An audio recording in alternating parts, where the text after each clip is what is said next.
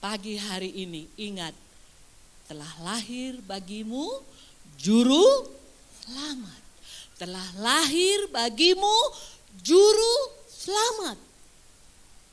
Yang membawa kita kepada keselamatan. Saudara-saudara, kalau kita enggak mau dibawa kepada keselamatan itu, ya masuklah kepada penganiayaan, masuklah kepada hukuman. Tetapi kalau kita mau dipimpin, saudara-saudara, kita akan masuk ke dalam kehidupan yang kekal itu. Jadi saudara-saudara, hari ini ingat, telah lahir bagi kita juru selamat. Telah lahir bagi kita juru selamat. Kalau di dalam Matius pasal 1 ayat 23 di situ dikatakan Immanuel. Coba kita baca ya. Matius 1 ayat 23. 2, 3. Sesungguhnya anak darah akan mengandung dan melahirkan seorang anak laki-laki, dan mereka akan menamakan dia Immanuel, yang artinya Allah beserta kita. Immanuel, Allah beserta kita. Allah beserta kita. Nggak usah lagi kita takut. Allah beserta kita. Itu firman Tuhan. Firman Tuhan, Tuhan sendiri yang Allah beserta kita. Allah beserta kita. Saudara-saudara, saudara sadar Allah beserta kita? Allah beserta kita. Allah beserta kita.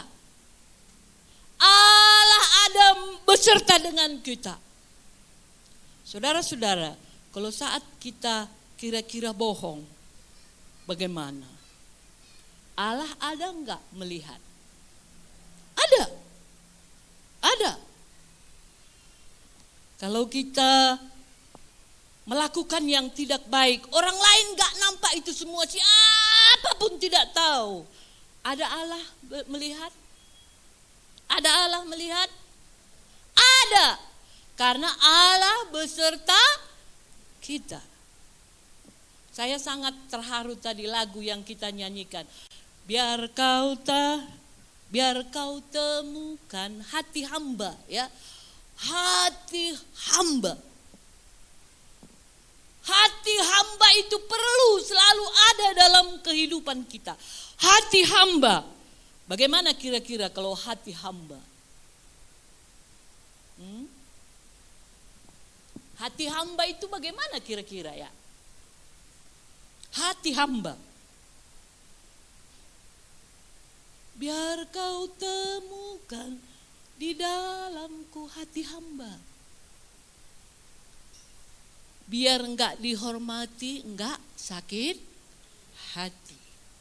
Biar enggak dihormati, enggak sakit hati. Itu hati hamba. Yesus, dia datang ke dunia, ya. Dia lahir di kandang yang hina. Dia sebenarnya raja di atas segala raja. Tapi dia mau datang ke dunia lebih hina dari kita manusia yang paling hina. Itulah hati hamba, ya. Itulah hati hamba. Dia maha mulia, dia maha besar, tapi dia mau datang ke dunia. Dia mau lahir di kandang yang hina. Saudara-saudara, itu dia lakukan semua untuk saya dan saudara diselamatkan. Kita mengenal dia, kita bisa masuk ke dalam dia, kita bisa bersatu dengan dia. Kalau dia datang sebagai raja, bagaimana saudara-saudara? Kita enggak layak. Kita enggak layak. Kita enggak layak. Tapi karena dia datang menjelma menjadi manusia yang paling hina, kita layak. Untuk melayakkan kita kita bisa berkata, Bapa, Engkau menerima aku apa adanya. Bapa, Engkau menerima aku apa adanya. Saat kita boleh berkata, saudara-saudara, Engkau menerima aku apa adanya, kita menyadari bahwa kita hina. Kita menyadari bahwa kita sangat jahat. Kita menyadari bahwa seringkali kita melakukan yang tidak baik. Tetapi Yesus, dia selalu menerima kita. Dia selalu menerima kita. Dia selalu membebat hati kita. Di situ saudara-saudara kita boleh berkata, kita bisa berkata, Kau menerima aku apa adanya. Ya, Yesus dia terima kita apa adanya. Pagi hari ini saudara-saudara, di saat Natal ini, kalau dalam Yohanes pasal 3 ayat 16 di situ dikatakan, karena begitu besar kasih Allah akan dunia ini, ya, dia mengaruniakan anaknya yang tunggal supaya setiap orang yang percaya kepadanya tidak binasa. Saudara-saudara, Tuhan mau kita satu pun tidak binasa. Itu Tuhan mau. Kita satu pun tidak binasa. Disediakan neraka, itu tempat iblis. Disediakan neraka, itu tempat iblis. Tapi saudara-saudara, iblis selalu berusaha mencari siapa dapat dia bawa nanti ke neraka. Siapa dia bisa bawa, siapa dia bisa pengaruhi. Itu dia cari, saudara-saudara. Yesus, dia tinggalkan sorga yang mulia. Dia datang ke dunia ini supaya jangan kita binasa, supaya kita tidak dihukum. Tetapi begitulah kerasnya juga iblis berusaha supaya kita masuk neraka. Pilihan itu di tangan kita, saudara-saudara. Pilihan itu di tangan kita. Kita mau pilih mana, ya? Kalau kita mau, kalau kita benar-benar mengakui Yesus mati untuk saya. Yesus mati untuk saya, Yesus bangkit untuk saya. Yesus lahir untuk saya. Yesus datang ke dunia untuk menjadi juru selamat kami. Kalau hal itu kita pegang, saudara-saudara, kita tidak akan masuk kepada hukuman itu. Saudara,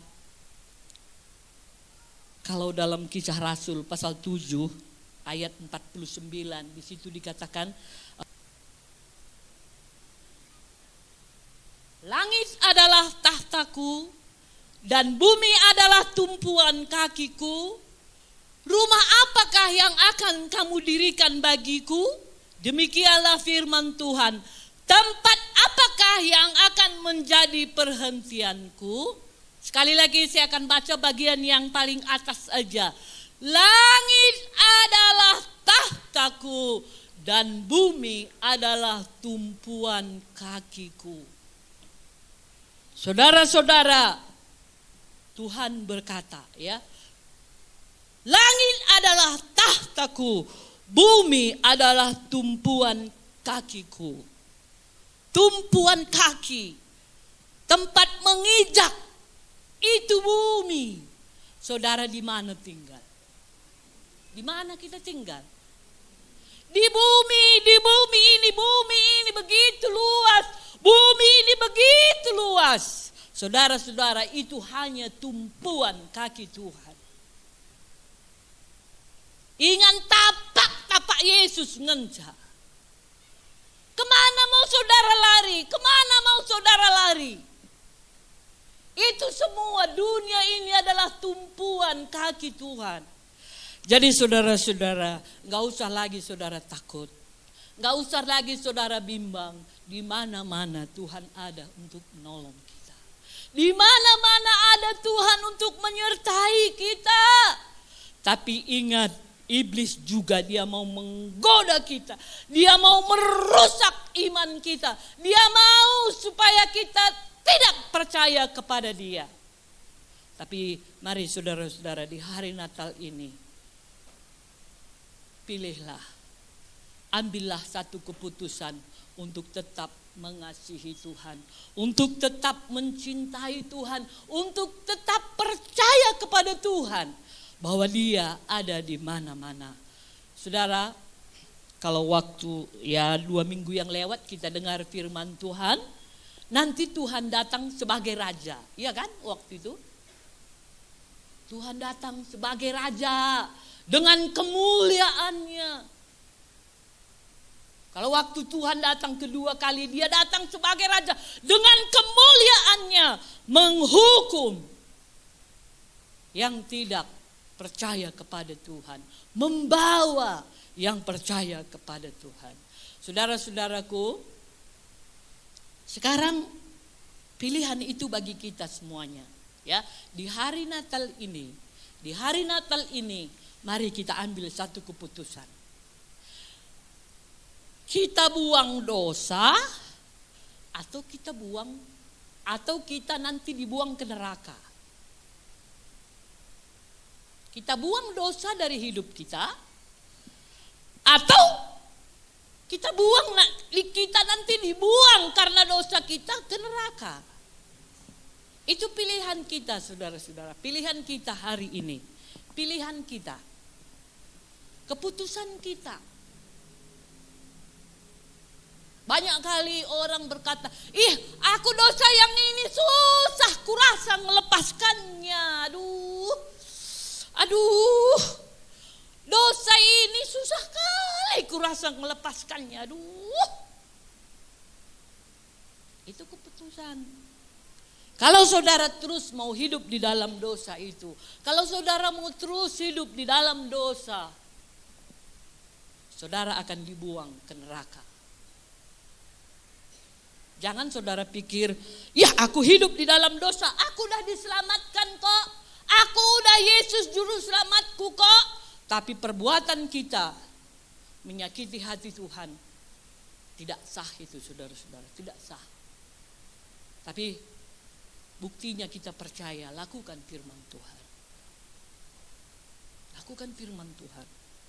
Mungkin ada di antara kita di sini,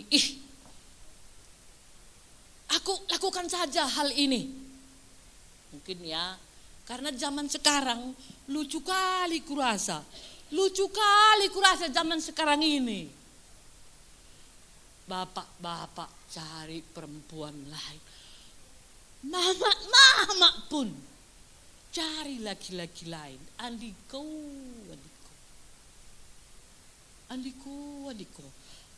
Ada 1, 5 anaknya ditinggalkannya mama karena mau ngerondong. Ada 1, 4 mama ditinggalkannya anaknya, dia main laki-laki. Wih. Itu semua saudara-saudara. Lucunya, kau main laki-laki ya, kata suaminya sama istrinya. Enggaknya. Sudah itu ada mama datang. Kau main laki-laki, tapi katanya kau main HP. Habis diteleponinya aku Nina. Teleponi orang, mama umpamanya diteleponi orang diteleponi laki-laki, kamu udah tahu kamu dia jahat. Matikan HP lu itu, jangan hidupkan. Ada amin, mama. Bapak-bapak pun gitu. Bang sayang, dia Nina. Adilabo di berundu, mismateken. Karena itu, kalau saudara teruskan, saudara akan dibuang ke neraka bersama dengan dosa itu. Tapi kalau saudara mau berjanji membuang dosa itu, kita terus akan hidup di dalam kebenaran firman Tuhan. Kita akan melihat perbuatan-perbuatan Tuhan yang ajaib. Ya, perbuatan-perbuatan Tuhan yang ajaib di sepanjang kehidupan kita. Ada satu orang kaya. Orang kaya, kita di sini orang kaya ini, kita orang miskin. Iya, begitu, orang kaya. Kalau saya saudara-saudara kan jelek, cantik ning kumis. Karena cantik kata suamiku. Ya, jadi aku bagaimanapun keadaanku, aku tetap berkata aku cantik. Makanya aku percaya diri ke. suamiku sendiri yang bilang, lanai boleh sideban mama kamu janina. Jadi bapak-bapak maka tahu ngatakan zaman di berulu sebab adi bagai ini duman di berulu. Wow ya bunga-bunga. Ya. Jadi kita ini orang kaya. Amin. Ada satu orang kaya ini ya. Banyak kali uangnya.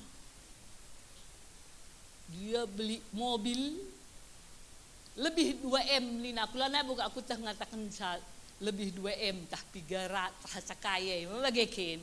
Pokoknya dia beli mobil baru. Harganya lebih 2M, hampir 2,5 M. Bawanya uang tunai.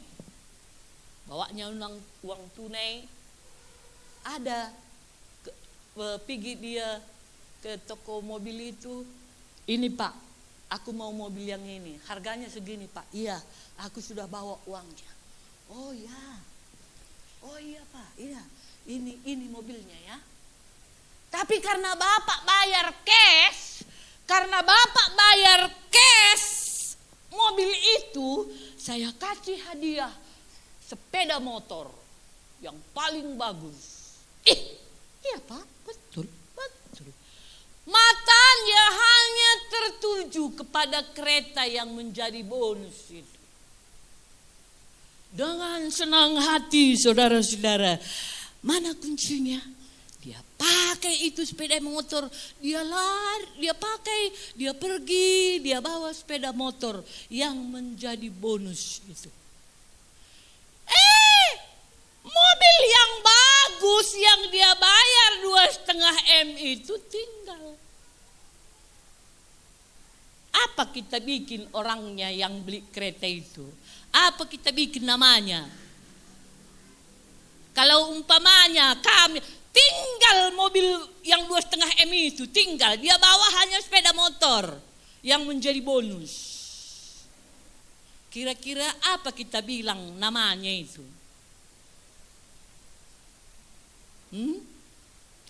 Tukurna motor 2,5 juta, 2,5 miliar. Karena dia bayar kontan, dia bawa sepeda motor lah. Pergi, itu hadiahnya, itu bonusnya. Bonus itu dia bawa pergi, mobil itu tinggal. Saudara-saudara, seringkali dalam hidup kita ini, Yesus itu sebenarnya sudah disediakan untuk kita. Sudah dibayar tunai untuk kita. Tapi karena dikasih tahu, ini bonus. Bonus ini saja ku bawa. Bonus itu seringkali kekayaan dunia ini. Keindahan dunia ini. Itu kita bawa. Yang paling mahal kita tinggalkan. Saudara-saudara, Yesus itu adalah harta yang paling mahal buat hidup kita. Amin. Ada lebih mahal dalam hidup saudara daripada Yesus? Menurut saudara, kaisi mahargana beskam. Apa yang paling mahal dalam hidup kita? Jumanta simbelang, deposito, apa yang paling mahal? Apa yang paling mahal?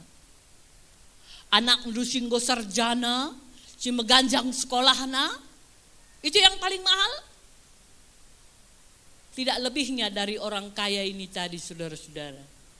Mobil yang bisa dia bayar 2,5 M itu dia tinggalkan, hanya bonus dia bawa. Sepeda motor saja dia bawa. Saudara-saudara, dalam hidup ini Yesuslah yang paling mahal, ya. Yesus itu yang paling mahal. Berapa harganya tidak ternilai, saudara-saudara. Tidak ternilai harganya Yesus itu. Jadi saudara-saudara, marilah kita berbangga memiliki Yesus. Jangan saudara berbangga di belang jumandu.